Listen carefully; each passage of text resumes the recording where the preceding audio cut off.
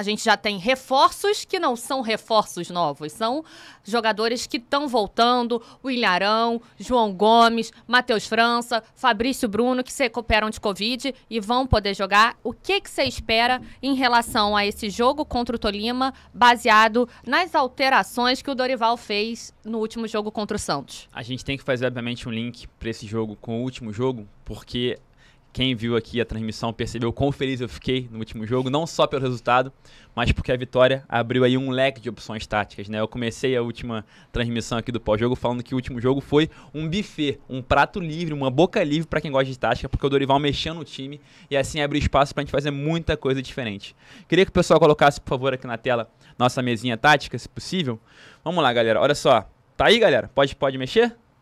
Vamos lá. Como é que o Dorival vinha jogando antes do último jogo contra o Santos? Como vocês podem ver aqui, ele vinha jogando num 4-1-2-3, com os três de frente jogando não muito abertos. E, eventualmente, esses três de frente eram aqui pela direita o Everton Ribeiro, aqui o 7, e aqui na esquerda o Arrascaeta com a 11. Gente, vamos esquecer aqui o número, tá? Vamos ver só as posições, porque a gente não vai ter aqui os números exatos dos atletas.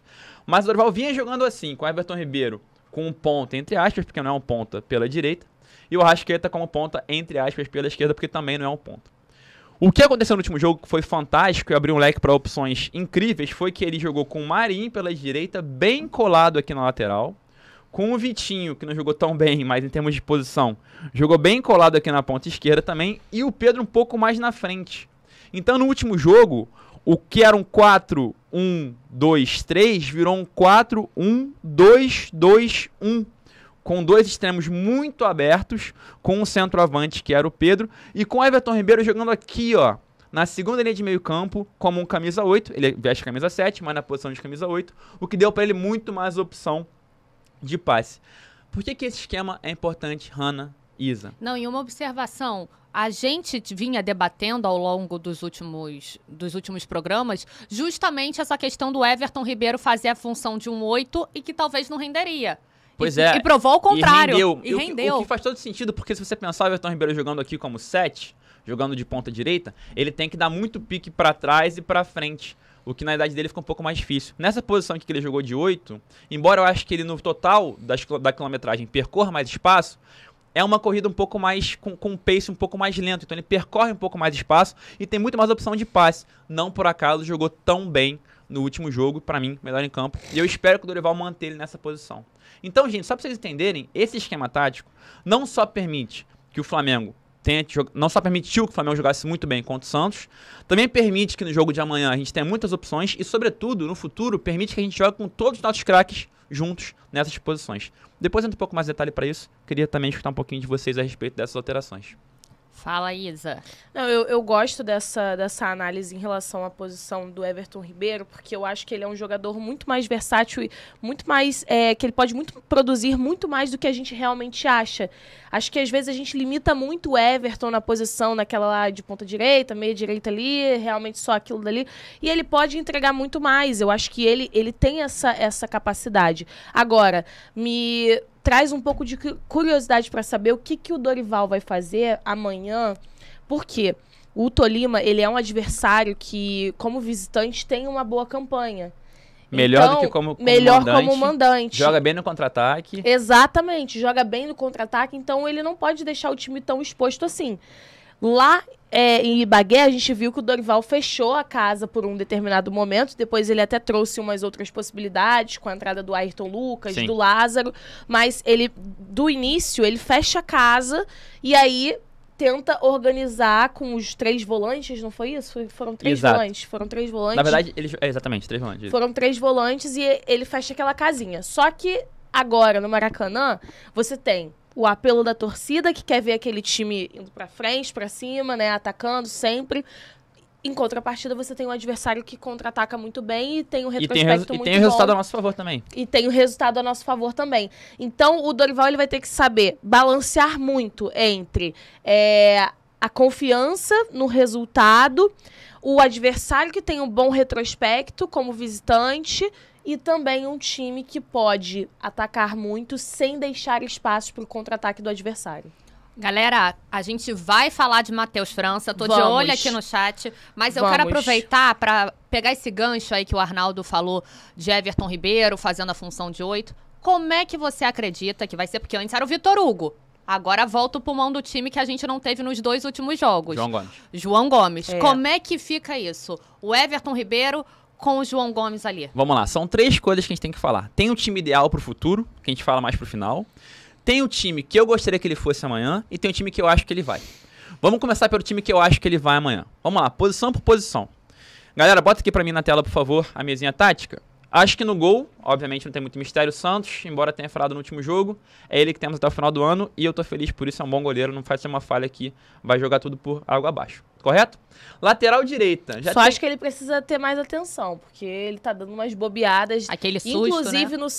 contra o Santos, ele também deu mais uma saída de bola errada, né? Óbvio que a gente não precisa ficar sempre marcando o jogador por um ou outro erro, mas eu acho que precisa dar uma atenção ali. Espero que ele tenha feito isso quando tinha margem de erro, agora não tem mais, então, Santos, chega, né? Chega, exatamente. Lateral direita já tem uma pequena polêmica aqui, que é o seguinte, o Mateuzinho vinha jogando de titular, aí depois entrou o Rodinei, entrou bem, mas o Mateuzinho entrou bem no último jogo, jogou bem no último jogo, com o lado direito muito forte, mas eu acho que ele mantém o Rodinei. Então, pra mim, Dorival amanhã vem de Rodinei na lateral direita. Principalmente se a gente comparar com o primeiro jogo do Tolima, que foi ele que deu aquela segurada ali, enquanto a tava lateral muito bem. esquerda era uma Exato. avenida. Então, Então, ele se portou bem diante dos jogadores Então, do Tolima. embora o Mateuzinho fosse titular originalmente e tenha jogado bem contra o Santos, ainda acho que o Rodinei vem pela direita como titular. Na zaga também temos polêmica, afinal nos últimos jogos jogamos com zagas muito diferentes, todo mundo foi bem.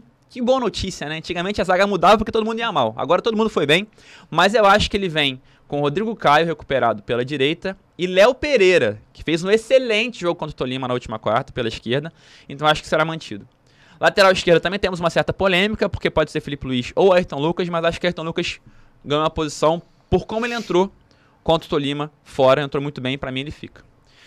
No meio campo que começa a ficar um pouco mais complicado. Não, e também tem o fator característica, né, do Dorival jogando em casa propor uma equipe mais ofensiva do que conservadora, como a gente debateu naquele jogo lá de ida, que a gente esperava que o Dorival realmente confirmou, a galera ficou batendo aqui na gente. Pô, vocês estão falando que vai botar o Felipe Luiz. Não era que a gente estava falando que deveria, era o que a gente achava como o Dorival ia armar essa equipe, já que ele está trabalhando sempre, como a gente fala, né, em querendo amenizar a probabilidade de uma catástrofe, de uma dano. catástrofe Exato. que o Flamengo não tá podendo. Então ele viu que encaixou, viu que foi bem e que vai botar uma equipe, eu acredito que no Maracanã, casa cheia, a decisão ele vai com uma equipe mais ofensiva. Ofensiva e porém consciente, e acho que o Ayrton ganhou a posição, sobretudo por como ele foi defensivamente no jogo de quarta-feira passada. Então, pra mim, até agora, Santos, Rodinei, Rodrigo Caio, Léo Pereira e Ayrton Lucas. Meninas estão comigo até agora? Acham que é por aí? Acho que sim. Beleza. Acho que sim, mas acho que o Dorival pode surpreender na dupla de zaga, porque ali ele tá sempre surpreendendo a gente. Ali, então, não...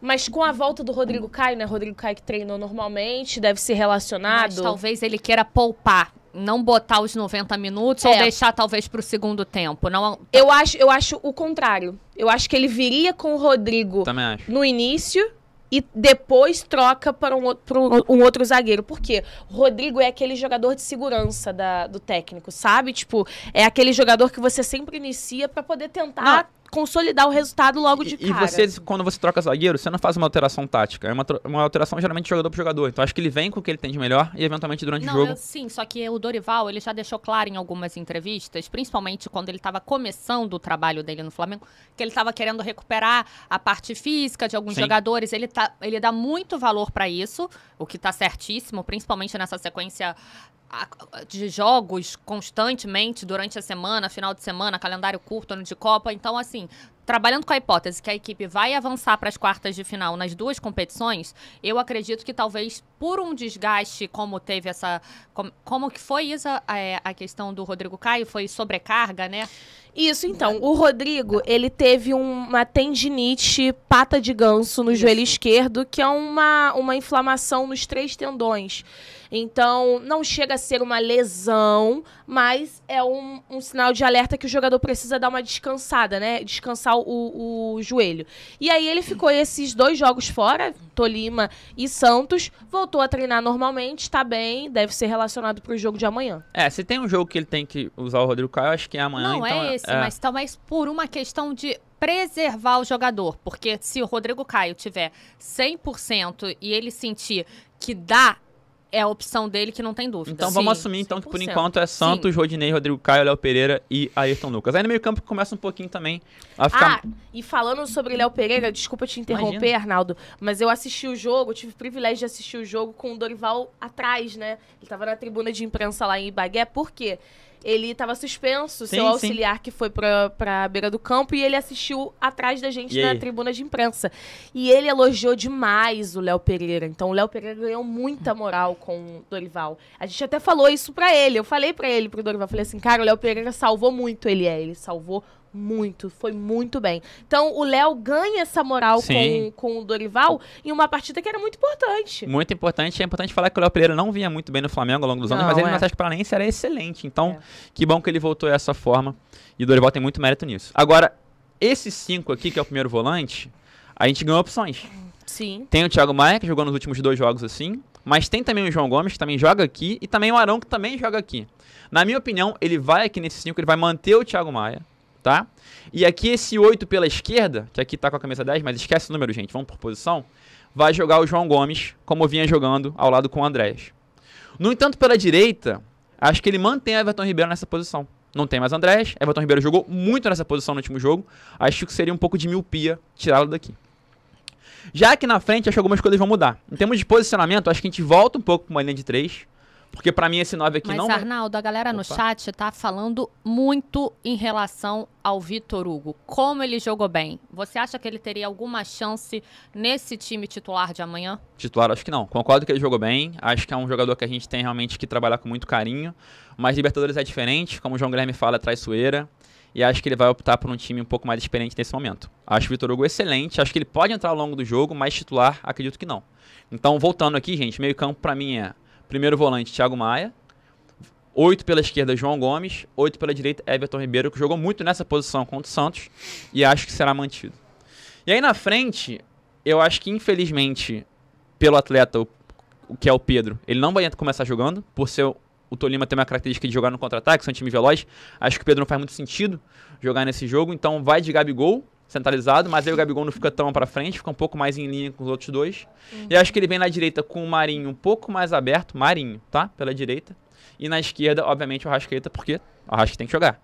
Não acho que é a posição ideal pro Arrascaeta, então eventualmente até colocaria o Arrasca como 8 com o Everton Ribeiro no meio campo aqui, mas acho que por tá ainda começando com esse esquema e ser um jogo no qual o Flamengo conta com o resultado, ele vem com o Arrasca pela esquerda, um pouco menos aberto do que o Marinho pela direita, e o Gabi de centroavante. Gente, por que o Marinho? O Tolima é um time que joga muito pelas laterais. Então é muito importante que ele tenha extremos nesse jogo. Ele não vai optar por um extremo na esquerda, porque ele tem que colocar o Arrasca, e acho que ele não vai abrir mão de 2 volantes no meio campo. Mas pelo menos um extremo, que é o Marinho, eu acho que vai jogar, até porque essa posição tá vaga, já que o Everton Ribeiro vai ficar aqui no meio campo. Então o time que eu acho que o Dorival vem, vou repetir todo mundo. Santos, Rodinei, Rodrigo Caio, Léo Pereira, Ayrton Lucas, Thiago Maia, João Gomes de 8 pela esquerda, Everton Ribeiro de 8 pela direita, Marinho de extremo na direita, bem colado na lateral, ajudando muito na recomposição, Arrasca pela esquerda um pouco mais centralizado e Gabigol de centroavante pelo meio em linha com os outros 2.